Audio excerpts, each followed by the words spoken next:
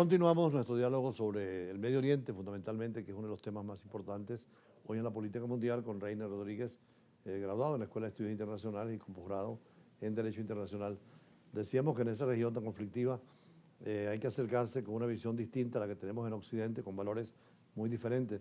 Y como hablábamos, hay dos grandes ramas del Islam, el chiita y el sunita, pero hay minorías muy importantes como los kurdos, que inclusive tienen una línea muy autónoma, lo mismo que los casos de los alawitas, en el caso de Siria, y también en el caso de otras minorías que juegan un papel esencial, donde Turquía está vinculada con problemas, Irán por supuesto, especialmente con los kurdos en el caso de Irán, ¿no?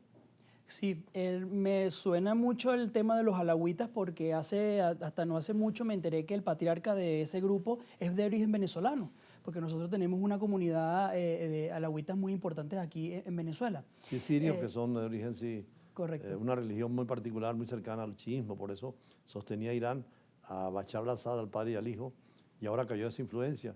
Y ahora tiene mucha influencia Donald Trump con el nuevo grupo, aunque venía de la guerrilla, ¿no?, del ISIS. Y es importante porque justo el día de ayer Estados Unidos sacaba a Siria y el régimen de Ahmed al-Shara de la lista de países que patrocinan el terrorismo. Y esto podemos considerarlo como un éxito rotundo para la diplomacia siria porque se estaría erigiendo como un actor, digamos, que no desestabiliza el entorno o la región, sino que más bien contribuye a lo que es el proceso de estabilización. Ese grupo de radicales de Al-Qaeda ha ido siendo derrotado poco a poco, ¿no? Y ahora con Siria, que pareciera bendecida por Estados Unidos, mucho más golpeados los grupos radicales tipo Afganistán con Al-Qaeda o ISIS. Sí, digamos que el Medio Oriente es un polvorín y hay un mosaico bastante amplio de grupos armados, grupos inclusive fundamentalistas que tienen, bueno, en muchos casos tienen el objetivo de desmontar los estados en donde operan, de desafiar completamente lo que es el control territorial del estado. Véase el caso de Hezbollah en Líbano, por ejemplo. El caso de los drusos, que son muy importantes en Líbano, inclusive algunos muy cercanos a Israel, tienen una representación en Venezuela muy grande también. Correcto. O sea, esos grupos religiosos también influyen en la política global. Y Estados Unidos, sobre todo, y Europa, que quiera acercarse al mundo árabe musulmán, debe conocerlo. Sí, y esto es lo que dificulta mucho el trabajo para distintos tomadores de decisiones y formuladores de política en el Departamento de Estado o en la presidencia, en la Casa Blanca, porque, como indiqué, cada vez que se toma una decisión se tiende a alterar ese delicado equilibrio que existe muchas veces en temas de seguridad, muchas veces en temas geopolíticos o territoriales que existen, porque el Medio Oriente se caracteriza por tener, digamos, una serie de luchas intestinas, muchas veces tribales o religiosas dentro de cada uno de estos estados. El caso de Libia, que ha salido últimamente, porque fue importante la caída en la primavera árabe del líder libio, precisamente, pero ahora se ha dividido el país en dos sectores, dos ejércitos enfrentados y un caos terrible en el caso de Libia, ¿no? Sí, yo considero que hay muchas personas que no están viendo claramente lo que está sucediendo en Libia. Y Gaddafi ya quedó sepultado, bueno. Gaddafi ya quedó sepultado y y además también se terminó. y está el pasado de la intervención que estuvo Estados Unidos en la guerra que hubo, civil que hubo en ese país. Pero además que su posición geográfica nos invita a observar cómo es el papel de Libia en toda esa dinámica y en todos esos flujos que vienen del Cuerno de África y además de su salida al mar Mediterráneo, que también influye. Túnez fue un buen ensayo de la primavera árabe, pero pareciera que también la democracia no ha cuajado, como en Egipto, que también era una esperanza de que hubiera una democracia plena y ha habido problemas. Sí, y además considerar que todo esto, que es el Magreb, ¿no?, debe ser considerado como lo que es, como una región que tiene un fuerte origen árabe, bereber, más que África. De hecho, en África, lo que es parte del África del Sur, hay todo un movimiento que es This is Africa, como una suerte de reivindicación de que esto es África y eso que está en el norte, al mar Mediterráneo, no lo es. De hecho, en Marruecos ahorita hay un drama terrible con los ataques, con la utilización de la migración como una especie de misil contra Europa. Y ayer el ministro de Interior reclamaba la soberanía sobre Ceuta y Melilla, que son españolas de 1500, ¿no? Y lo curioso de todo esto es cómo una crisis en un punto tan focalizado como fue Ceuta puede expandir el temor en Europa. Vimos cómo Italia y otros estados cerraban las fronteras a España, esto que no había tenido precedentes anteriormente.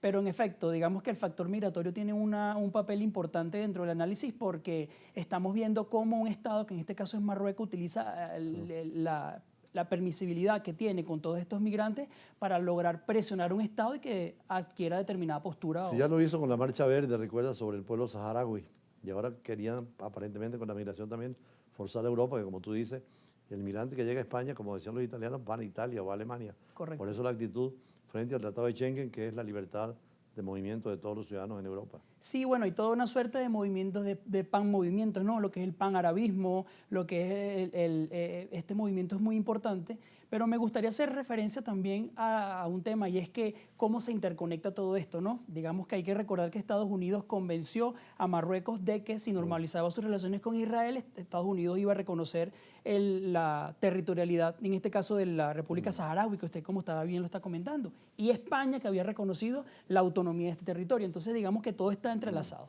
De hecho, se complicó España porque la buena relación que tenía con Argelia, que animaba al movimiento saharaui y le daba vida económica y militar, ahora Argelia está enfrentada a España y en el fondo una visita de Sánchez a Argelia motivó también esta molestia de Marruecos. Correcto, y además que hay un peligro porque en este momento en donde hay muchos estados que están revisando la historia y se están haciendo reivindicaciones territoriales, hasta no hace mucho surgió un nuevo mapa de Marruecos en el que inclusive se tomaba territorio que corresponde oficialmente a países como Mauritania, por ejemplo.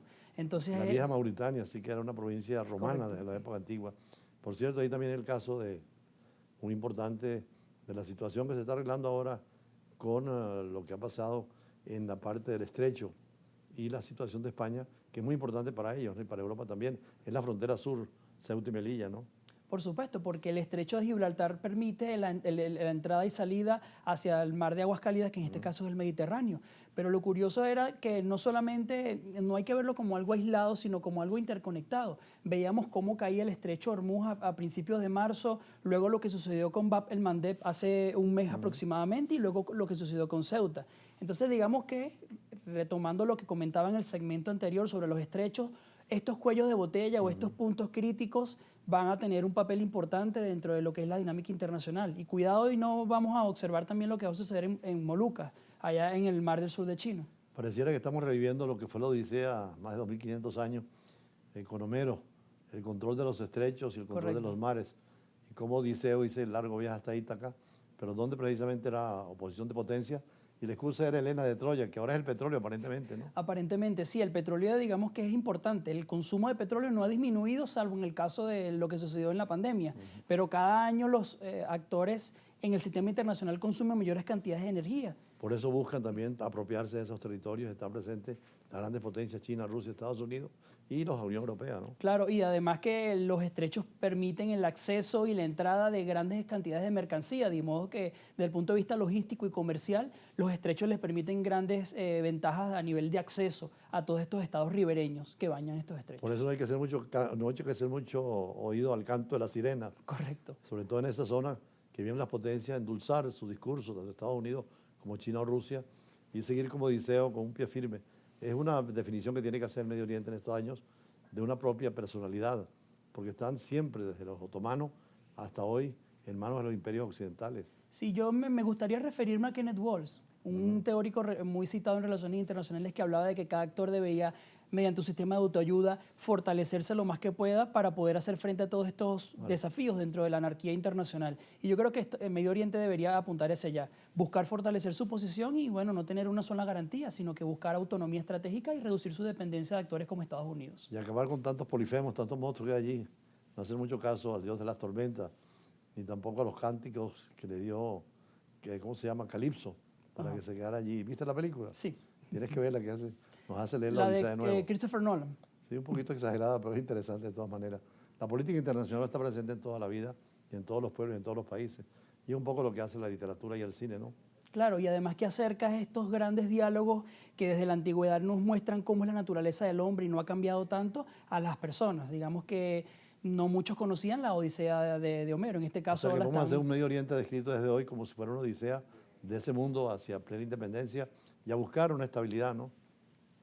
Bueno, en este caso lo que está buscando con este tipo de diálogos es que las personas entiendan un poco más lo que es la naturaleza humana y ver cómo en una novela que tiene miles de años podemos observar cómo se continúa observando lo que sucede dentro del sistema internacional. Por eso sigamos nosotros con el derecho internacional, que es como Atenea, que manejó a Ulises, lo orientó en todo el camino de esa peregrinación permanente hasta Ítaca, donde estaba, por cierto, Penélope y su hijo Telémaco, ¿no? Educado por un Telémaco. mentor, por un profesor. Sí. Por eso los mentores son necesarios en la vida, ¿no? Siempre. En este caso siempre hay que buscar el consejo o la búsqueda de personas que nos puedan orientar y que nos puedan enseñar más sobre lo que está sucediendo y a entender mucho más la realidad. Por eso, cuando somos profesores en la universidad, vemos a estos alumnos que los superan ya los maestros. Es importante esa generación que viene, que pueda conducir sobre todo la política internacional.